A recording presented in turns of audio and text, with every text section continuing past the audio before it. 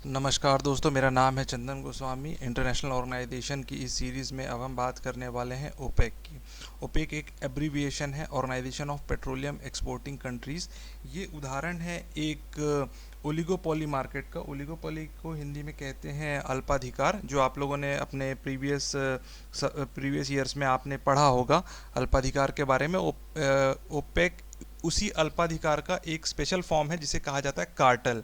जैसा कि आप जानते हैं कि अल्पाधिकार में जो सेलर्स होते हैं, जो उत्पादनकर्ता होते हैं, वो आपस में वो बहुत कम संख्या में होते हैं और वो आपस में एक संगठन बना लेते हैं ताकि कीमतों का निर्धारण किया जा सके, सप्लाई को, पूर्ति को लिमिट करके। यानी उत्पादन कम कर दिया जाएगा ताकि कीमतें बढ़ी रहें, जिससे उन्हें कम कीमतों का नुकसान ना हो और उसमें कंपटीशन ना हो।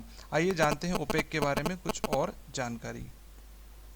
देखिए, ओपेक को मतलब उसकी स्थापना करी थी Iran, Iraq, Kuwait, Saudi Arabia और वेनेजुला। ये 5 देशों ने बगदाद, जो कि है इराक की राजधानी है, 14 सितंबर 1960 में वहाँ पर एक बगदाद कॉन्फ्रेंस हुई जहाँ इन्होंने ये तय किया कि ये एक कार्टेल बनाएंगे ओपेक नाम का। शुरुआती दौर में इसका जो हेडक्वार्टर था वो जिनेवा स्विट्ज़रलैंड में था, और बाद में उस हेडक्वार्टर को चेंज करके ऑस्ट्रिया, जिसकी राजधानी वियना है, उस राजधानी वियना में हेडक्वार्टर स्थापित किया गया। इसके बाई लॉज के हिसाब से इनको साल में 2 बार मिलना है, और ओपेक की जब मीटिंग होती है तो पूरी दुनिया उसका बहुत वेट करती है और वो बहुत ज़्यादा प्रभाव डालता है सभी देशों के स्टॉक मार्केट्स में। बहुत ज़्यादा उसका इम्पैक्ट होता है।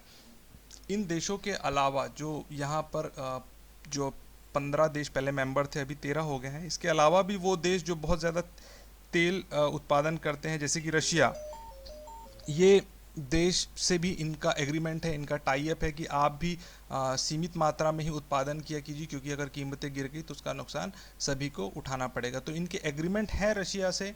वो एग्रीमेंट ज़्यादा दिन नहीं चले, क्योंकि रशिया को भी लॉस हो रहा था, तो वो इस एग्रीमेंट से बाहर निकल लिया और इसकी वजह से तेल की कीमतें पिछले दिनों कम हुई थी।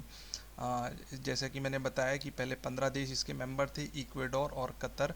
कतर ने 2018 में ओपेक से बाहर हो गया कतर, और इक्वेडोर 2020 में ही ओपेक से बाहर हुआ है।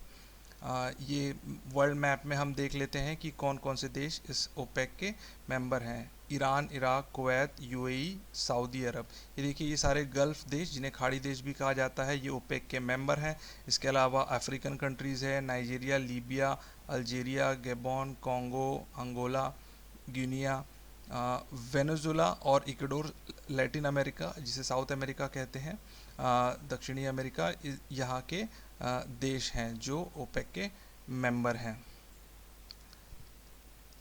ओपेक जब बना था तो इसकी जो ऑब्जेक्टिव्स थी, जो इसके उद्देश्य थे, वो ये थे कि कीमतों को स्टेबल रखा जाए। तेल की कीमतों में बहुत ज़्यादा उतार चढ़ाव होने से कंजम्पशन में और पूरे विश्व की अर्थव्यवस्था में उसके बुरे प्रभाव पड़ते हैं, इसलिए उन्हें स्टेबल रखना चाहिए। और तेल का जो उत्पादन है उसमें भी बहुत ज़्यादा उतार चढ़ाव नहीं होना चाहिए, उसको एक कांस्टेंट रेट पे चलना चाहिए। देखिए, इसके साथ मैंने जो फ़ोटो डाली है उसमें एक भालू है और एक बुल है। आप लोग इकोनॉमिक्स के स्टूडेंट्स हैं, आपको जानना चाहिए कि बुल और बियर मार्केट के दो जानवर जिन्हें सिंबल के रूप में लिया गया है। बुल का मतलब होता है जब बाज़ार में तेज़ी होती है, और बियर का मतलब होता है जब बाज़ार में मंदी होती है। क्यों? क्योंकि जो बुल होता है वो हमेशा ऊपर देख के चलता है तन के, और भालू हमेशा नीचे देख के चलता है। तो ये आपकी एडिशनल जानकारी के लिए मैंने बताया। तीसरा प्रमुख इनका कारण था कि शॉर्टेज जब भी होगी तो उसके हिसाब से हम तेल का उत्पादन बढ़ा देंगे। आइए देखते हैं कि ओपेक के फॉर्मेशन के बाद से दुनिया में तेल की कीमतों में क्या रहा, क्या इसमें स्टेबिलिटी आई। ये ग्राफ हमें दिखाता है कि स्टेबिलिटी नहीं आई, और 1965 में जब ओपेक बना और उसके 5 सालों में ही पहला ऑयल शॉक लगा। ये ऑयल शॉक का मतलब ये होता है कि तेल की कीमतें बहुत तेज़ी से बढ़ती हैं। उस समय इजिप्ट ने इसराइल पर हमला कर दिया था, और जिसकी वजह से उत्पादन जो है वो बहुत ज़्यादा इम्पैक्ट हुआ था, प्रभावित हुआ था।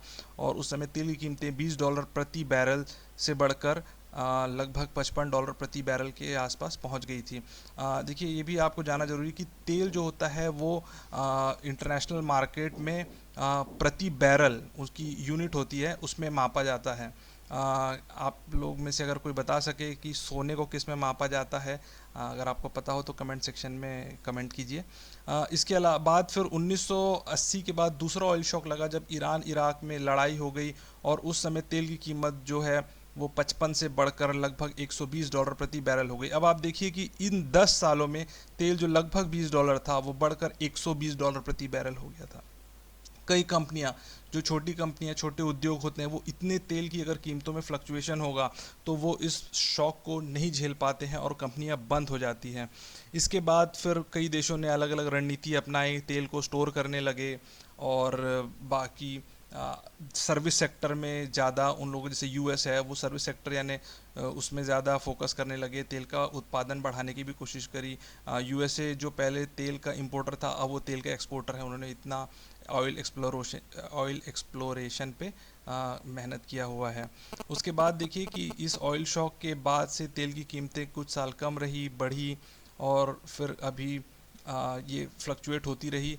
पर इसमें एक देखने वाली बात ये है कि 2005 के आसपास जब तेल की कीमतें $160 प्रति बैरल के आसपास तक हाइट में थी, तब हमें तेल कितनी कीमत में मिलता था, और अब अभी 2020 में तेल ने अपना निचला दर $1 प्रति बैरल से कम मिला है, और हमें देखना चाहिए कि हमें पेट्रोल किस रेट पे मिलता है।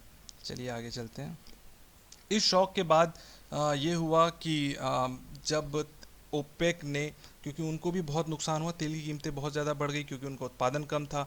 जब उत्पादन कम हुआ तो उन्हें नुकसान भी हुआ इस चीज़ों का। तो फिर उन्होंने इस बात पे फोकस किया कि प्राइस बढ़ाने के बजाय हमें प्राइस को स्टेबलाइज, स्थिर करने की कोशिश करनी चाहिए, और कस्टमर को, कंज्यूमर को सप्लाई बराबर मिलते रहे ताकि उद्योग धंधे फ्लरिश हो सकें। क्योंकि अगर उद्योग धंधे अगर नहीं टिकेंगे तो फिर बाकी चीज़ें, ये तेल किसको बेचेंगे? उत्पादन होगा लेकिन बिक्री नहीं होगी तो कीमतें वैसे भी नहीं मिलेंगी। इसके बाद आखिरी चीज़ कि क्या everything fine, is everything fine, क्या सब कुछ ठीक है? देखिए कतर ने ओपेक को छोड़ दिया 2018 में, और इक्वेडोर जो अभी हमने देखा था, एक लैटिन अमेरिकन देश है, उसने इक्वेडोर को 2020 में उन्होंने छोड़ दिया।